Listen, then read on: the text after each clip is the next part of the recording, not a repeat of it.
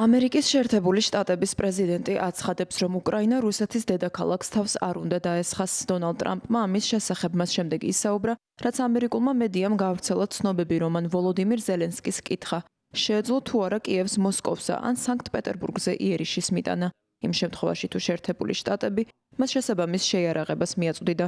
დონალდ ტრამპმა ჟურნალისტებს ისიც უთხრა, რომ ამერიკა კიევისთვის უფრო შორს მოქმედი რაკეტების მიწოდებას ამ ეტაპზე არ განიხილავს. მიუხედავად ამისა, მას ვლადიმერ პუტინის მიმართ ბოლო დროს ცხადად გამკაცრებული ტონი არ შეუცვლია და კრემლის მეთაურს სამშვიდობო შეთანხმების მისაღწევად დადგენილი 50-დღიანი ვადის შესახებ შეახსენა. როდესაც მას კითხეს, რას ელის იმ შემთხვევაში, თუ რუსეთი მის ულტიმატუმს არ დასთანხმდება, ტრამპმა განაცხადა, რომ მოვლენები სწრაფად ვითარდება და შედეგი შესაძლოა 50 დღემდე ბევრად მალეც დადგეს.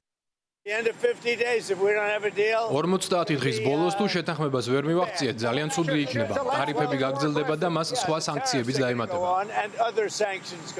უნდა მიიტანოს თუ არა ზელენსკიმ იერიში მოსკოვზე.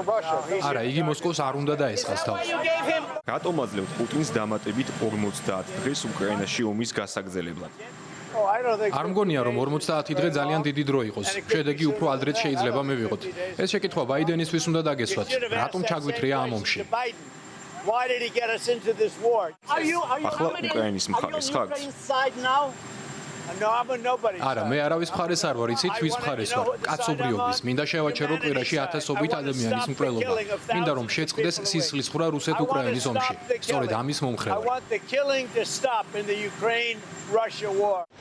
ამერიკის შეერთებული შტატების პრეზიდენტმა დაადასტურა გერმანიის მეშვეობით უკრაინისთვის პეტრიოტის ტიპის რაკეტების პირველი მარაგის გაგზავნაც.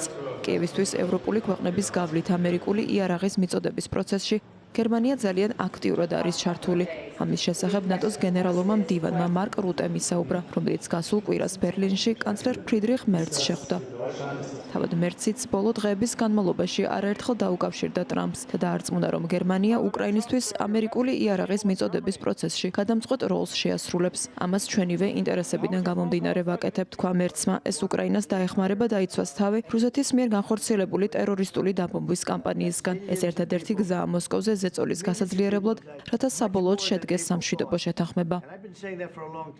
ამერიკის შეერთებული შტატების პრეზიდენტის ულტიმატუმს კრემლის პრეს-სპიკერი დიმიტრი პესკოვი გამოეხმაურა. მან პრეზიდენტის განცხადებას ძალიან სერიოზული უწოდა და დასცინა, რომ კრემლს დრო სჭირდება ვაშინგტონში ნათქვამის გასაანალიზებლად და რომ თუ იგი ამას საჭიროდ ჩათვლის, პრეზიდენტი პუტინი კომენტარს აუცილებლად გააკეთებს.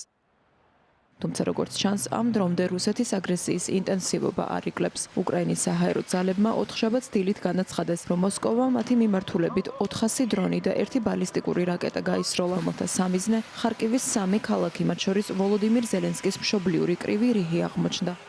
დახუპულია სუმცირე 2, ხოლო დაშავებულია 12 მოქალაქე.